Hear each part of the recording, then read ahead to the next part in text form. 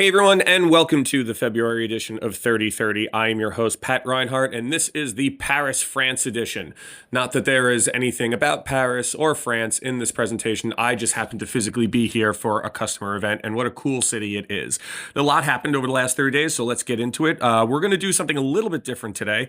So I got, last month, a lot of people asked, or actually requesting certain industries for me to cover and what I was seeing and hearing there. So we are going to go through the manufacturing industry, higher education, and professional services. Those were the three most common ones. There's also some kind of metalworking manufacturer and some protective coating companies, that people were asking about. So I'm going to start doing that and see if that goes. If you have an industry that you'd like me to cover in next month's episode, let's see it in the chat. I'm happy to take note of that, and we'll see how that goes. Also, we're going to be moving on talking about HubSpot's organic traffic and why everyone is so obsessed with it for some reason. OpenAI released a new product called Deep Research, which is really cool but pretty scary. Google has a new AI mode that is being tested internally. Google 9 to 5, which is a website, got a leaked email from Google, so we'll see what's going on there. And we will wrap it up with going over the study that is making its rounds from SEER Interactive that shows AI overviews are killing click-through rate. But let's get into it because we only have 30 minutes. Number one, February industry review. So everybody, Google's indigestion continues, and we have seen four distinct peaks of volatility forming over the last 30 days. Major movement on or around February 4th, 5th, and 7th. You can see, the peaks over to the right. You can also see that Glenn Gabe, who everyone knows I follow, has been seeing a lot of big falls and a lot of big surges back, so a lot of buckets forming. But for the most part, everyone that is paying attention and tracks these things and reports on them is seeing the same things with these sites, these big buckets that are forming, meaning that a lot of traffic, a lot of visibility fell and then was down and then came back up. I am personally seeing mostly negative or flat data here. The volatility that happened since the December update, or updates, shall I say, through January and into February has been kind of a mixed bag, but largely it's wound up negative, and that's across all industries. There's no one industry that seems to be impacted by this more than another. There's a couple of sites that saw, a modest gain, which I'll show you one in a couple of seconds, but ultimately the overall trend has been negative, and again, not necessarily impacting one type of site or any type of site, but let's get into the data and see what we're seeing. Right? So looking here, getting into manufacturing. So Boeing has seen a 21% increase in page one visibility over the last 12 months. Seems to have benefited from the recent updates, ticking up 3% when you look, from January to February. But ultimately, Boeing has been doing good. Even though the company is in a little bit of disarray at the moment, but ultimately their presence has actually grown over the last 12 months. Ford.com has seen a 4% decrease in page one visibility over the last 12 months and seeing about a 2% downturn in recent volatility, not from the core updates. That's just from, after the December updates and really through January and into the beginning of February. This is more along the lines of the trend that I was seeing overall, pretty, slightly down, close to flat, but still an overall negative trend. When you look at Caterpillar over the last 12 months, 5% increase in page one visibility, but like Ford, they're seeing a 1% downturn, which you could argue is flat. You could argue 2% is flat, but it's still a downturn. Heading into the month of February. And that's really when it started. January was pretty quiet, saw a little bit of volatility there, but really heading into February, that 4th, 5th, and on the 7th, that's where we started to see a lot of, I would say more dramatic movement or more measured movement was during that period, but certainly it's been rocky for the last 30 days, really for the last few years in general, right?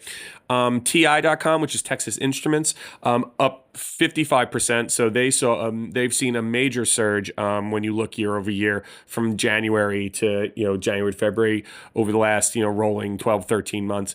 But over the last few months, they're seeing the same trend again that the others are, that really heading into February, they took a 6% hit. So what again, you're starting to see that pattern form where January was kind of even, maybe a little down, maybe a little up, basically flat. But then when we got into February and those first few and those first and that really that first week, that's when we started to see more of a, like I said, more of a marked impact across industries. And basically it's all the same story, up year over year, whether that's by a lot or, by a modest amount.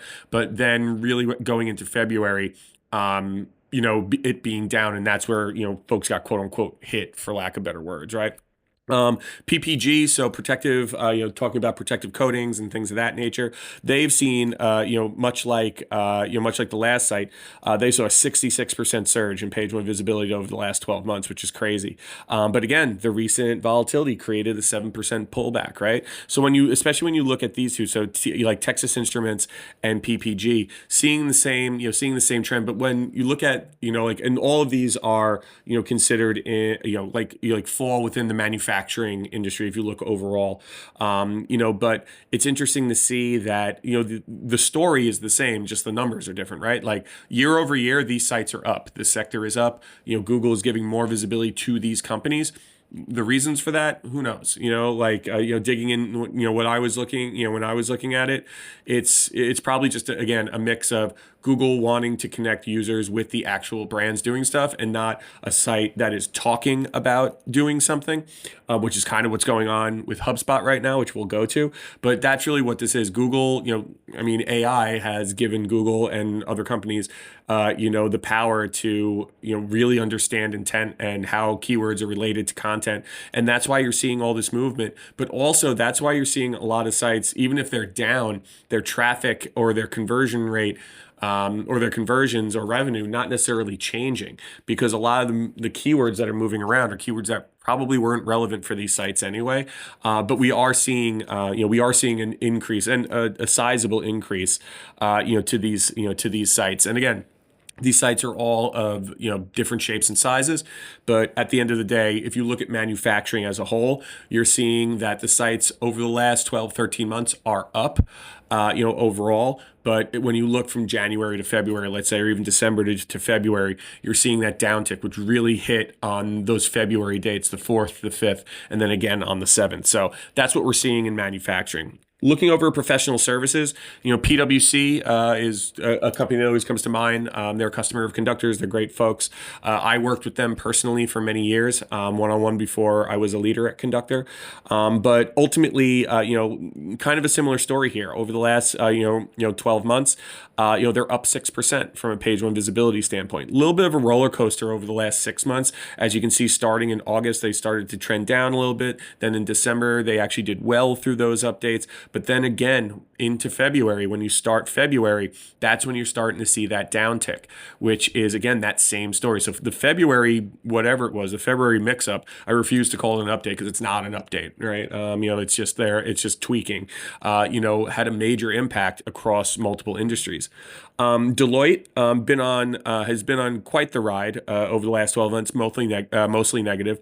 Over the last 12 months, down 11%, getting a boost from the December core update after really they've been heading down since February of last year. And then, right to July, started to pop up a little bit in the summertime around July, but then got a boost in December. But again, have now been on, a downturn over the last 3 months. And again, with a more chunky fall, happening from January to February. But when you compare this site, or when you look at this site from when December updates hit to now, they fell 9% over the last 3 months. So there's a lot of, again, a lot of movement in this February, over the last couple of months here. And again, sites, reacting to it differently. KPMG, again, another good example of the biggest trend overall, which, being up over the last 12 months, 27%, what I would call surge in page one visibility. They were riding high until August. And then the August update hit. hit, and really since then they never really recovered. From that point, from August to today, it's a 19% decrease, which is interesting. And again, when you're looking in the professional services realm, you're starting to see another story form here, right? A surge in the beginning, then down, and then coming back, and then down again in February, because that's kind of what you're seeing here. August, they started to go down. The December update, and December and January, they actually were gaining ground, and then they started to fall back down after the volatility in February. So really interesting stories, coming out of these updates, and also just like where, what happened at the beginning, in the beginning of February. Let's move into higher education. This is one I get asked about a lot, actually, but now that it was officially requested, even though this is the first episode we started doing this, again, Cornell.edu, down 4% over the last 12 months. Their page one trouble started with the August update. Really the site was kind of growing and, wasn't really moving around too much. August hit, they saw, they started to see a downturn, which continued till the December updates, and they started to come back up again in January, but then again fell in February. So when you look at that, it's a 10% decline. Since August for these folks. So the August update is really what started to, hit the decline on Cornell. Harvard.edu, again, similar story to, other industries, up 13% over the last 12 months. Did get caught up in the latest volatility, which resulted in a 5% drop, but you can see it that January, they were kind of putting along. Then the August update, they actually started to do better. November update, they didn't do so well. December, they started to come back up. But again, these are small changes. And then in January, you're like, oh, maybe they're starting to, they caught a wave and they started to grow. And then they got knocked back down. They're still up, of course, year over year. But, again, another interesting story here.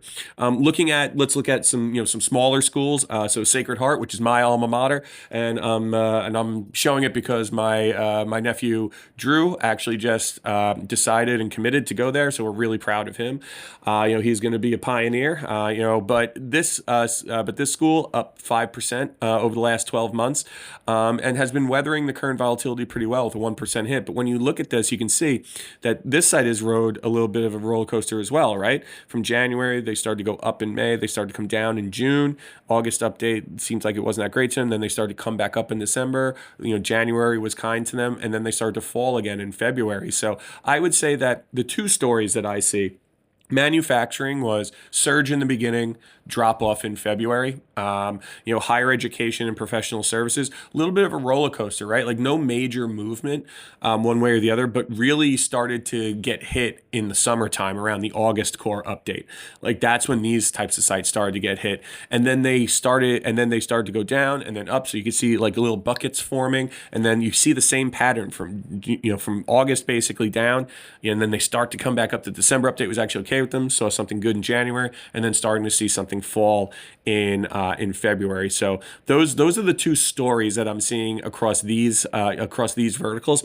Again, if this happy to take whatever other industries y'all want me to cover, please put them in the chat right here. As I got a lot to cover today, but I'm happy to do this every week if this is what everyone wants. So please put industries that you want into the chat, and we'll do them next time. But with that doesn't mean I'm not going to show stuff that I've been tracking for a long time. So this is the first episode that I'm not going to show Credit Karma or Bankrate. We all know what's going on with them. Their issues seem to have plateaued. They are down massively, but again, the teams that are working there and are, I'm sure working hard to kind of pick that back up, but they kind of are what they are. So I'll keep my eye on it, but I'll only report if there's like a massive shift there. One of the big stories that I've been covering and that I've been tracking is WebMD. And I've been talking about this the last few weeks, right? So continues to shock me, right? Like this tumble continues. They are now 34% down in page one visibility since July and 18% down over the last 12 months from a page one perspective. It's crazy to me that this highly authoritative site is in this position. It's really just baffling and strange to me. But again, this is where we're at. But you can see here, like right when that August update hit, this site never came back from the August update. And again, a lot of it comes down to keyword intent. People looking for treatment for diseases and sicknesses. Typically, WebMD would show up. That's not really the case anymore. You're starting to see doctors' offices. You're starting to see hospital systems. You're starting to see things like that show up. Whereas WebMD is an amazing resource and it's an amazing content hub, but it's just these are not the results that Google wants to show anymore. Google wants to show real people who have real experience and are having real conversations about things that people are asking. And it's interesting because when you look in July, WebMD was ranking for over 5 million keywords, and now they are below 4. They're probably at 3.7 million, which is it's not like, oh God, that's terrible. But from where they were, that's a big loss, right? That's a big loss for them. So again, Google really, I believe figuring out intent of keywords and and clusters of keywords that should be showing XYZ result. And, AI is helping, Gemini is helping them do this. And they are showing original content. Gary Iles actually said this at an event a couple weeks ago, saying that originality will be king in 2025. You can interpret that however you want, but ultimately, these big content hubs and what I've been calling aggregators are not doing as well, and they may never do this well again, given how search is changing and becoming so much closer to a peer-to-peer thing versus someone just looking for any answer. Google is really trying to connect people, which is why, again, every time I talk about authorship and things like that, all these things, the people in your organization are so important. And even though these sites have a lot of doctors writing for them, they're not the actual healthcare organization, answering the question, which is what Google is starting to show more. And then last but not least, of course, I have to talk about Reddit. I'll stop showing Reddit soon, but did want to say that it looks like Reddit has officially plateaued. They stayed flat through all the volatility, didn't see another surge. I'm waiting for the next surge that is going to happen where, I thought that they had plateaued back in May, then June they were up a little, but then July they were kind of flat. I was like, oh, maybe this is the plateau. And then August update hit and they saw another surge. They've been heading down. We're staying, down since the December updates, but did not see negative movement from January to February. They were basically flat. So again, I think Google definitely cut the flow of the fire hose. As everyone knows, I've talked about this a lot on the program. Is that very similar to Twitter? When Google recognized that they were showing Twitter too much, they pulled back on it. I believe that this is what's happening with Reddit right now. That they understand that they were showing it too much, and now it's pulling back because you can tell it just does not show up as much as it used to. It simply doesn't. So I'll see if I continue to report on Reddit. If again, this might become another one where unless there's a massive change, I may let it go finally. But ultimately, Reddit is still uber important. Is still surged over 500% over the last 2 years. So, but I think that we're gonna stop seeing it show up for every single result. But it is referenced everywhere, even in LLMs. If you have the pro account for ChatGPT and you have search enabled, Reddit is referenced almost every time. So again, still very important, but it looks like the meteoric rise has finally plateaued. But I guess we'll have to just keep our eye on and see. So let's move on, right? So the next thing is the big story that everyone's been talking about, which is HubSpot's organic traffic and visibility, heading in the wrong direction, right? So everyone knows that over the years, the last 10 plus years, that HubSpot, especially their blog, has been the gold standard of SEO, right? It's hey, listen, how do you do a good blog? How do you do good content marketing? How do you do good content in general? Go to HubSpot's blog and see what they did. Now, over the last 12 months, HubSpot has actually seen a 58% decline in their page one visibility and a 42% decline in overall ranked keywords. So they went from 1.9 million keywords to 1.1 million keywords. This decline mainly is coming from their blog. And the question comes in, which I had a lot of fun conversations around this, was that, well, isn't HubSpot like untouchable? Like that's what everyone bases their blog on, right? And it's like for 10 plus years that has been true. But when you look at it, and again, now that AI is giving Google the ability to sort out content topic to site relevance on a level we have never seen, when you look at it, HubSpot's blog writes about a lot of crap that has nothing to do with HubSpot's core business. And that is what's happening here. You can Google HubSpot, blog decline or HubSpot, organic decline, and you will see a million examples of just clickbaity, very shallow content, content below 2,000 words, a lot of content that's only a couple of paragraphs, like not really in-depth stuff. And again, stuff that has nothing to do with HubSpot's business. And this is the same thing we're seeing with WebMD. Like WebMD, yes, they can talk about anything medical, but the depth of the content can be very shallow at times, and that's really, and a lot of the stuff that they're answering they probably shouldn't be answering, and or it's not really relevant for them to be answering that particular thing. They wrote it because it's adjacent, right? And the advice that I have for everyone here is, listen, this is somewhat of a cautionary tale of, for companies that have a, what I call a traffic at all costs, content and keyword strategy. You have to recognize that you have to write stuff that is, like relevant to your business, stuff that your business actually does, has an opinion on, has a unique POV, has an original POV on, and not these adjacent things that are somewhat related to your site, but you just need it, but you did a content gap analysis on your competitor and they happen to have a blog that is about that and you didn't. You really got to take a step back and recognize that, like, like I ask the question a lot to customers who are always like, well, we just got to get traffic in. I'm like, well, I was like, who cares about traffic that doesn't convert to anything, right? Like it's not, it's not about just ranking and ranking for whatever. It's about ranking for the right things. It's not just about creating content for the sake of creating content so you can rank for things and get traffic. It's about creating content that's actually going to send meaningful traffic to your site. Like I have a lot of sites that are down in visibility right now, but their revenue is exactly the same or up. A site I cover all the time, actually, Wetsuit Warehouse, right? Their visibility is down, but I was talking to the owner the other day. Their revenue is up 62%. It was up 62% in 2024 versus 2023.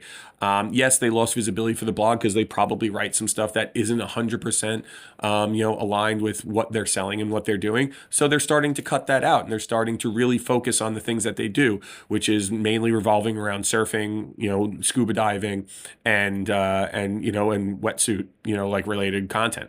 But it's a perfect example because if you look at their chart, you would say, oh my God, like their site is down, like their visibility is down. They must be doing terrible. No, their traffic is up 31% and their revenue is up 62%. And what it is that they are now ranking for more of the right things because they really started to focus in on this. And they're reaping the benefits of it. And what everyone has to recognize and also, kind of explain to your bosses is that it's not, it's not about ranking for anything and getting whatever traffic. It's about getting the right traffic and ranking for the right things. I always say I'd rather send 1,000 people through your site that are going to buy something or give you a lead than 10,000 people that are just going to window shop or read a blog and leave and never think of you again. That's not valuable. Traffic, you have to really understand what type of traffic makes sense for you, right? So keep that in mind as you go along here. So moving on to the next one. So this is OpenAI's deep research, right? And this is something that a lot of people are talking about right now. It's really cool. It's available. You can go and use it. And really, what it is, it's a way that you can go back and forth with the agent, and it will do some crazy, it will do some crazy research for you, right? And all the things that you're reading right now is that it can compare two sites to one another and give you, hey, like what are the nuances between these two sites? You can ask it all questions like this, like the impact of inflation on like economic, trends and things like that, right? And it'll follow along with you, and it'll start to create these, these reports for you, and it will start to give you data from around, from whatever is in the, whatever's around the internet. It'll give you the sources for that, and there's a lot of people who are kind of freaked out by this because it's like, well, doesn't that kind of take a lot of our job away, like the research comparing two sites? And while certainly that's something you can worry about, I think this is amazing. Think of all the time that you can save doing this, using tools like this to get this type of research done. And then all you have to do is fact check it and confirm it. And then you can use that, to move faster. Like for me, everyone knows my thing is agility, right? It's all about moving faster. I was actually speaking at a customer conference today. It was L'Oreal, a great customer of ours. And, like I talked about agility. When I was at Brighton SEO, I talked about agility. It's something that I'm really passionate about in our industry, which is, breaking down silos, making sure people are talking to one another, and folks that are in an SEO position spending less time on tactical work and more time on strategic work. This to me is just another tool in the productivity tool belt that OpenAI and tools and agents have given us over the last year and a half, right? Is that, this is a lot of, this is research that would have taken a lot of time, would have taken a lot of manpower, and ultimately I think it's just will save time. And I think it's a very powerful tool. Will it help? Will it change some people's jobs? Of course it will. It's disruptive, right? Like that's what's going to happen. But I don't think we should be freaked out by this. I think we should, I think we should learn it. I think we should be using things like this. And I think we should be embracing these changes because they're good changes. And I think that the role of the SEO individual or team has grown through this, right? Because we should be evangelists. We should be educators. We should be building process and setting governance and educating our organizations, not writing title tags or, doing research like this that could be done by a machine. Because then you can take this information, then you tell the story and you'll get more done and you'll get more buy-in. And I just think it's going to save a ton of time. And, most SEO teams are either fractional people or maybe like on average, what is it, 2 people on most SEO teams, depending on the type of company that you're in.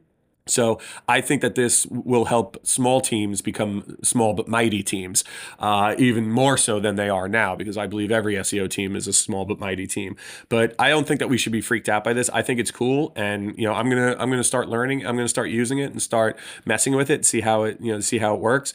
And I encourage you to do the same and to not be freaked out by AI. I think this is generative AI is one of the greatest gifts that has been given to us. And I use it every single day, and it just helps me do my job better. It helps me help more people and more customers. And at the end of the day, that's why I came to Conductor, was to help as many people as possible and help to open up the doors to SEO being a bigger conversation versus just this one person practice. It's a company-wide practice, and we should all use tools like this to help continue that movement, which I'm again very passionate about. Moving on, how are we doing on time? We're doing okay. Google's new AI mode. What is it, and when is it coming? So 9 to 5 Google. I think I said Google 9 to 5 before, so apologies. So 9 to 5 Google covered, and when you get the deck, you can click on this link. New search experience is being tested internally at Google. They reported that Google describes this new experience as search intelligently researching for you, organizing information to easy to digest breakdowns with links to explore content across the web. AI mode is aimed at open-ended exploratory questions that are not well served by today's search results, yada, yada, yada. They also said that this is using a custom version of Gemini 2.0, allows for advanced reasoning and thinking capabilities. And then the user interface is not final. Again, yada, yada, yada. The thoughts on this, or at least my thoughts on this, is that it was only a matter of time before Google released a chatbot agent, right? Like this, if everyone remembers when all the SGE, tests first started, they had a conversation, interface, right? Like that, there was a way that you could talk back and forth to Gemini. And that was the original way that Google was testing AI overviews. Of course, that didn't stick because it wasn't a great experience for there. But as you can see, if you look to the upper, into the picture on the right, and up into the, up to the top, you'll see that along with all the other features, all the other filters rather, images, video, news, that AI mode is going to be one of them. So you're going to be able to switch into a ChatGPT like, interface. And again, this is not surprising. This is not surprising to me at all. And it's something that I think we should have all expected because they were doing it before. And Google is going to compete here. They're going to want to compete. When do I think this will launch? I'll be shocked if we don't see this in 2025. But ultimately, it'll probably be very soon. If they're testing it internally, my guess is that they're only a few months away from launching it in some way to the public. So keep your eyes open. I'll keep my eyes and ears open, and I'll report back when I hear more. Again, this was from a leak leaked internal email. I don't know how these sites get this, but at the end of the day, that is something that Google is testing. And, again, it was only a matter of time before Google came to us with a chat agent, again, like they were testing, at the beginning of the SGE experiments. Last but not least, and pretty quickly, SEER Interactive, Will Reynolds' company, released a study. I implore you to go and read the full study. I just wanted to cover off on this very quickly that they did a lot of research, and they show that the click-through rate for when AIOs are showing versus when they're not showing is ridiculously different, right? So when they're not showing, it is about 80% more than when they are showing. Like you can see here, like in January, about 4% when they're not shown, and then when it is shown, 0.64%. And the interesting thing is it's the same with paid search. So paid search in January, 17% when AIO was not shown. When AIO was shown, 7%. Like these are massive drop-offs here, right? And Google's probably losing a lot of money on this, although I still, they really still haven't figured out how to put paid ads into AI overviews, which I think is still something that they're experimenting with. Not that they're hurting. If anyone saw their, their ad revenue was up 10% year over year. So they're doing just fine, everyone. Don't worry about Google. They're going to eat tonight. But at the end of the day, when you look at, how it's going, where it's at today, just covering January 2025, the difference is stark. And we all knew this was coming, but we all have to be prepared for this as AI overviews grows. Again, in our data, we show it growing about 30% month over month. So we're at 7% right now. It's going to get more. We're going to see it more and more. But the click-through rates, both on organic and paid, are starkly different when an AIO is showing versus not showing. So think about that. Definitely when you get the deck, click into the full study. I implore you to read this. It's a great read. People over at SEER are super smart. But with that, everybody, we talked a lot about algorithms today, and the only algorithm that matters is the heart, mind, and soul of your customer. If you create great content that they like and love, they will come back and be customers for life. We are doing office hours this, next week, next Tuesday, as we always do. Zach Kadish, my colleague, will be hosting it, as I will be on vacation in Turks and Caicos with my kids. So if you want to come and huck questions at Zach, February 18th at 11 a.m. Eastern. And on a personal and professional, but really a personal note, this week is Madison Cicconi's last week at Conductor. For those who have been with the program for a while, Madison is the reason this show happens and actually gets marketed and gets booked and all that. I have the privilege of just showing up and talking to everybody and doing the fun part. Madison does all of the back end stuff with help from some friends, but Madison is the main person. And I just wanted to say, how much I appreciate all the work that she's done on the show. Madison, I wish you well. I wish you all the best in the future and in your next role. Thank you so much for everything you did for the program. And I know you're going to kick ass wherever you go from here. Amazing event marketer and just an amazing marketer in general. Thank you so much, Madison, for everything you did for the program. And with that, everybody, we have reached the end. I'm going to Turks and Caicos on Saturday. So I'm flying home from Paris tomorrow. And then I'm heading over, and then I'm getting right back on a plane to head to the Caribbean, and I cannot wait because it is 20 degrees in New York. So everybody, I know I say this every month, but thank you so much for your time and attention. Thank you so much for spending 30 minutes of your valuable time with me. This is my favorite part of my job, and I wouldn't be able to do it without all of you. Thank you all so much, and we will see you next month.